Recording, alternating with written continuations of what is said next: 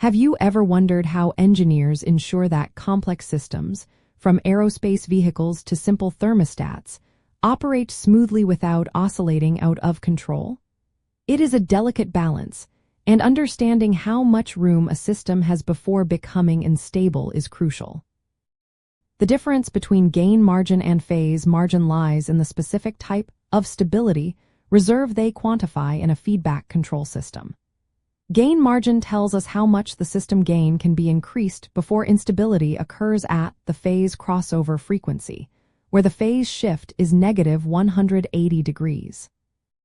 Conversely, phase margin indicates how much additional phase lag the system can tolerate before becoming unstable at the gain crossover frequency, where the gain magnitude is exactly 1 or 0 decibels. These margins are fundamental stability metrics derived from frequency response analysis, often visualized on Bode plots or Nyquist plots. A system becomes unstable if the open-loop gain is 1 or greater, while the phase shift is negative 180 degrees, creating positive feedback at a critical frequency. Gain margin addresses how close the gain is to 1 at the point of critical phase, while phase margin addresses how close the phase is to negative 180 degrees at the point of critical gain. Both are crucial for robust system design because they provide quantitative measures of how for a system is from this critical instability point. To practically apply these concepts, engineers first model their control system to determine its open-loop transfer function. Next, they plot the frequency response using tools like MATLAB or Simulink. From these plots, they identify the gain crossover frequency and phase crossover frequency.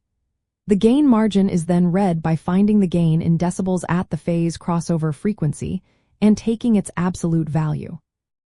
The phase margin is calculated by taking the difference between the actual phase at the gain crossover frequency and negative 180 degrees.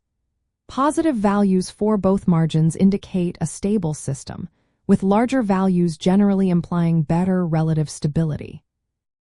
It is important to remember that a system with both gain and phase margins above 0 decibels and 0 degrees respectively is considered stable. However, sufficient margins are needed to account for uncertainties in the system model and variations in operating conditions, such as temperature fluctuations or component aging. Industry best practices often recommend minimum gain margins between 6 and 12 decibels and minimum phase margins between 30 and 60 degrees to ensure robust and reliable performance. These are not just theoretical values. They directly translate to how well your system will handle disturbances and maintain its desired output. Ultimately, gain margin and phase margin provide essential quantitative insights into a control system's relative stability and transient response characteristics.